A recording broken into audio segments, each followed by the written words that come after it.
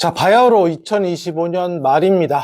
연금저축 세액공제에 관한 이야기들이 떠돌고 있을 때입니다. 연금저축 보험, IRP, 연말에 세액공제 한 번에 다 낼 수 있기 때문에 이것을 채워야 될지 말아야 될지, 또는 보험으로 계속 가져가야 될지, 아니면 나는 요즘 미국 주식이 핫하다던데 연금저축 펀드로 갈아타야 될지, 이런 고민하시는 분들 많잖아요. 오늘 영상은 딱 이 질문 하나로 끝이 날 것 같습니다. 안정이냐 수익이냐, 내 연금저축은 뭘 선택해야 될까? 이 질문 하나면 오늘 영상의 제목은 다 된 것 같습니다. 그리고 중요한 건 감 말고 공식적인 통계와 숫자로 한번 우리가 파헤쳐 볼 거라는 거, 이 영상을 통해서 주목해 보시기 바라겠습니다.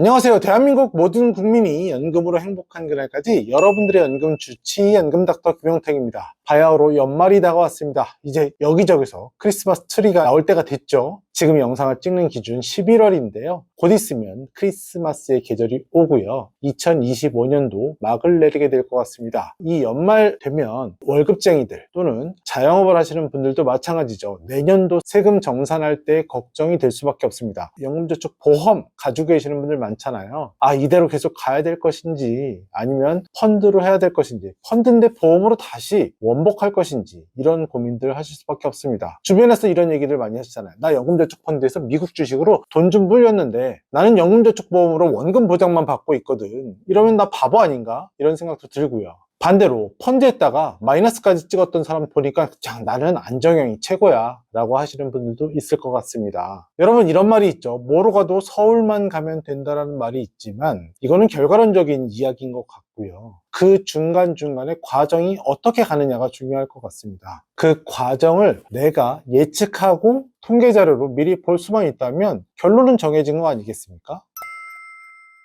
2024년 연금저축 운용 현황에 따르면 연금저축 적립금이 178조 원 정도가 됐고 1년 새에 10조 원 이상이 늘었습니다. 대한민국 국민들 생각보다 연금저축에 돈을 많이 넣고 있다는 이야기죠. 왜 그럴까요? 세액공제 된다니까. 세액공제하면 매년 13월의 월급날에 꽤 많은 돈을 돌려받고 있거든요. 수익률이 어떻게 됐던 간에 지금 현재 나에게 돈이 들어오는 거, 요거가 초점이 맞춰져서 꽤나 쏠쏠할 수 있거든요. 이 178조 원이 어떻게 나뉘냐면 보험사에 가지고 있는 연금저축 보험에 약 115조 원, 증권사나 은행에 있는 연금저축 펀드에 55조 원이 되어 있습니다. 즉 판세는 아직도 보험형, 안정형이 압도적인 우세를 보이고 있다는 거죠. 여기서 우리나라 사람들의 성향이 보이지 않습니까? 원금 일단 지키고 봐야지. 수익이 안 나는 건 좀 아쉽긴 해도 원금을 지키는 게 우선이야 라고 생각하실 수밖에 없는 게 대한민국 사람들의 일반적인 성향이라는 거죠. 그래서 오늘 이야기의 주인공은 연금저축 보험과 연금저축 펀드, 이 양대산맥 구조인 겁니다.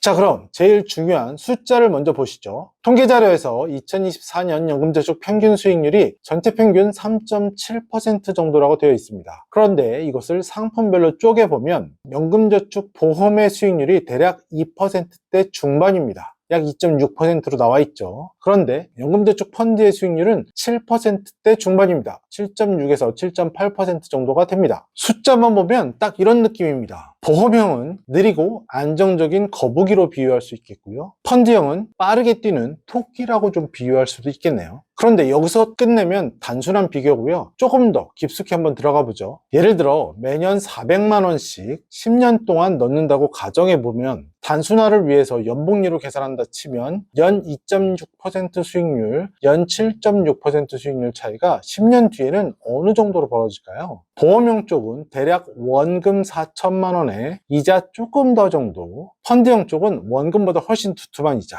연 수익률로는 몇 퍼센트 차이 안 나 보이는데 10년, 20년 운용한 결과로 따지면 이 수익률 1, 2%의 차이는 엄청난 결과를 초래할 수 있다는 이야기죠.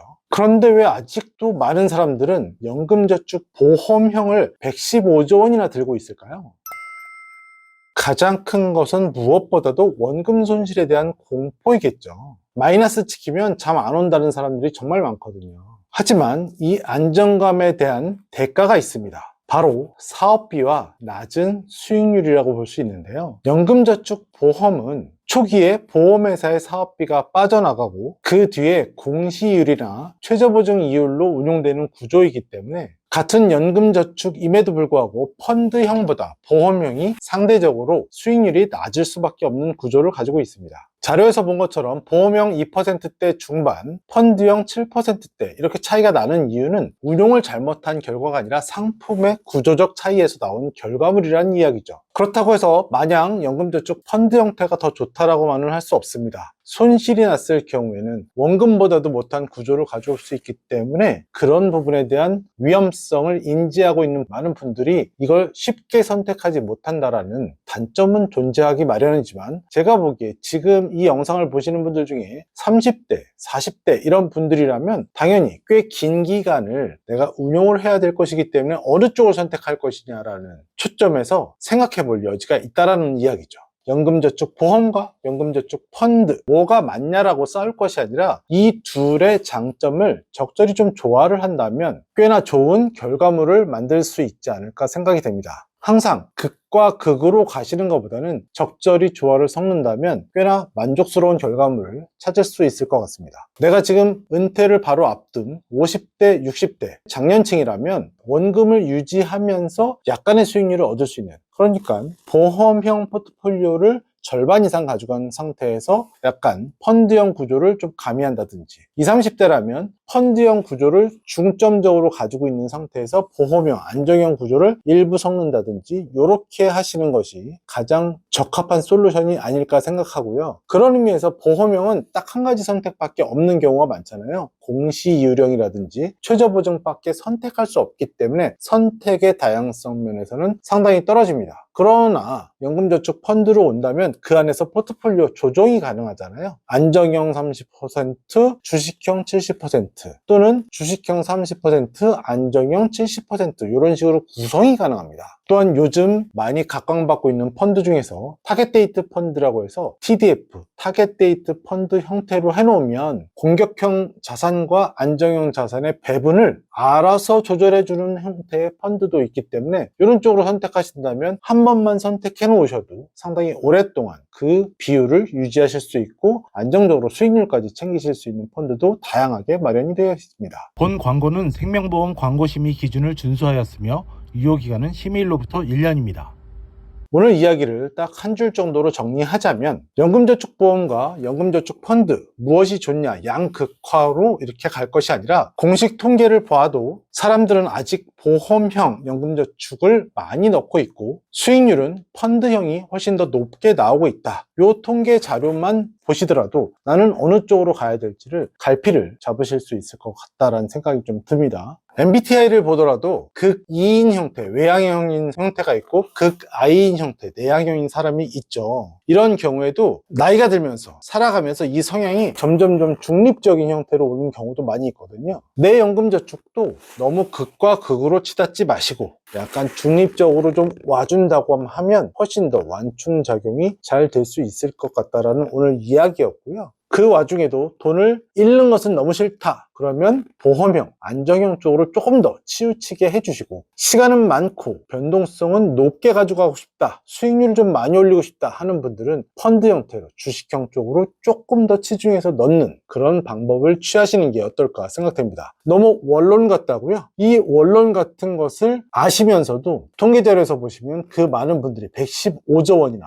연금저축 보험에 돈을 넣고 있잖아요. 이 영상을 보시는 분들 중에서 나의 포트폴리오가 필요하다, 가이드라인이 필요하다는 분들은 주저하지 마시고 1600-0456으로 전화 주셔서 연금저축 가지고 있는데 어떻게 포트폴리오를 좀 만들까요? TDF 가입은 어떻게 하는 걸까요? TDF 가입하려면 뭐부터 해야 되나요? 이런 질문들을 쏟아내 주시기 바라겠습니다. 연금닥터가 언제든지 여러분들의 가이드가 되어드리도록 하겠습니다. 아울러 댓글로 나는 연금저축 보험이다, 나는 연금저축 펀드다, 이런 것들도 댓글 써주시면 좋을 것 같고요. 나는 보험형인데 펀드형으로 어떻게 이전해 가나요? 나는 펀드형인데 보험형으로 어떻게 이전할까요? 나는 펀드형인데 여기서 주식 비중을 좀 더 높이고 싶어요, 낮추고 싶어요, 이런 것들도 댓글에 좀 남겨주시면 영상 찍는데 많이 도움이 될 것 같고요. 댓글로 상담 신청 넣어주셔도 좋습니다.